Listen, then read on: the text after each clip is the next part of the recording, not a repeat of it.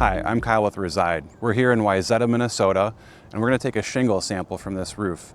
The insurance company on this claim only approved part of the roof, so what they want us to do is to take a sample from the shingles, and then we're going to send that sample into a third-party matching service called ITEL. And they're going to do a matching analysis, look at their library of shingles, and see if there's anything that matches what's up on this roof. We don't think there is a match, but we'll find out. So we're going to take a sample here. Okay, so we're here in Wayzata, Minnesota. We're going to take a shingle sample from this roof. Now, only part of this roof was approved, so I had to check the claim summary that the customer gave me from their insurance company to make sure that I'm taking a shingle sample from a side of the roof that's already approved. I don't want to take it from part of the roof that's not approved and cause additional damage in case we don't know the outcome of the claim. So the first thing I'm going to do is pick out what shingle am I going to take. I don't want to take one right away from the valley here. I don't want to take a partial shingle. We need to take a full shingle sample.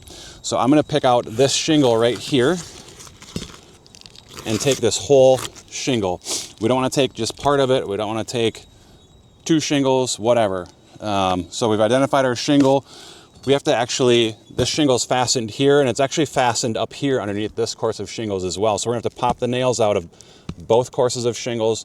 And I wanna take a lot of care and concern when I'm doing this so I don't cause a lot of damage to the surrounding shingles. We're gonna find out if this roof is even repairable when we take this sample. This may actually cause some damage because this is kind of an old roof. It's kind of brittle. So I'm gonna take my time and see what we can do.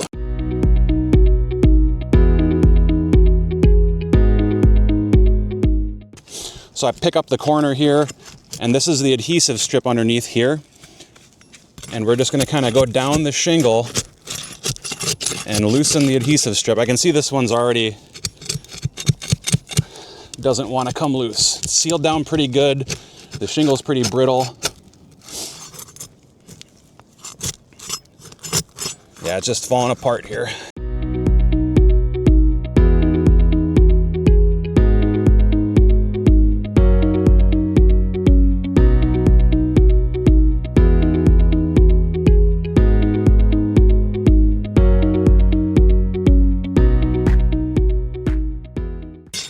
So you can see that when we're taking this off, a lot of this shingle is so brittle that it just stuck to the old adhesive strip. These shingles are like really crispy and old. So now that I've got the seal up, we're gonna start to lift up the nails underneath here. And you can see that it's tearing these other shingles above it, which is okay because this part of the roof is already approved for replacement. That's why I'm taking it here.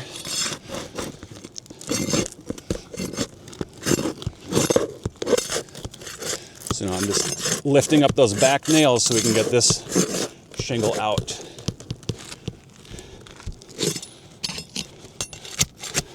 And now we actually have to separate this ceiling strip from this shingle as well.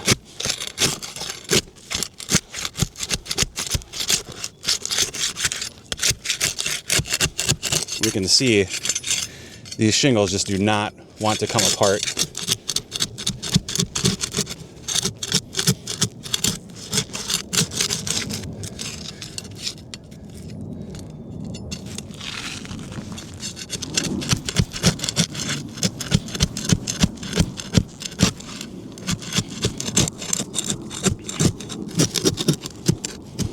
I'm being really careful here to try to cause as little damage as I can, and it's still just not working very well.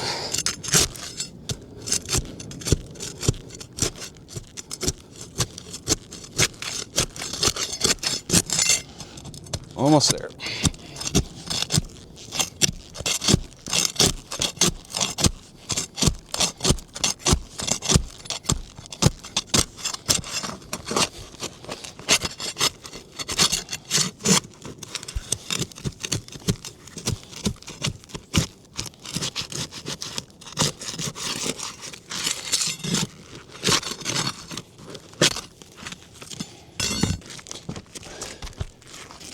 Now we should be able to pull this one out.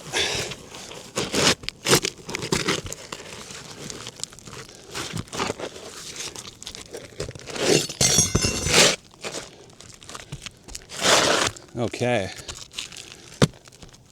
So we've got our shingle sample.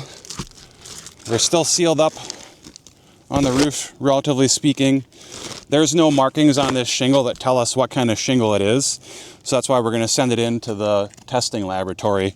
They're going to measure the dimensions. They're going to look at the color blend and see if they have anything close. And that's how we take a shingle sample.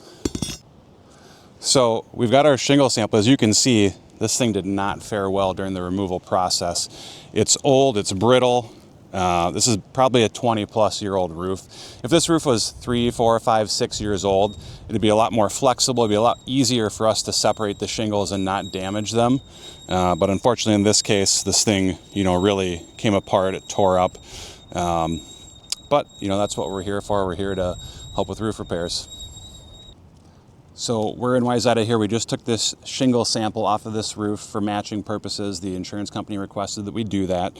And we're going to send it in to ITEL, which is a third-party matching shingle location service based out of Florida. And what we do is they give us this nifty little kit that we order on their website. And we just fold this shingle up and put it into a UPS express bag. And they give us a pre-packaged label that we can use to send this off to their lab. And within a couple days, we have the results in a nice 2-page format that tells us whether we can get this shingle or if there's anything similar to it or if it's just completely discontinued and the whole roof's going to have to get replaced due to matching. So I've got the shingle in the bag. We're going to label it up. I've got my form from this envelope that I'm going to fill out and include in that bag. You can see they've got our label in our bag, and we'll send that off.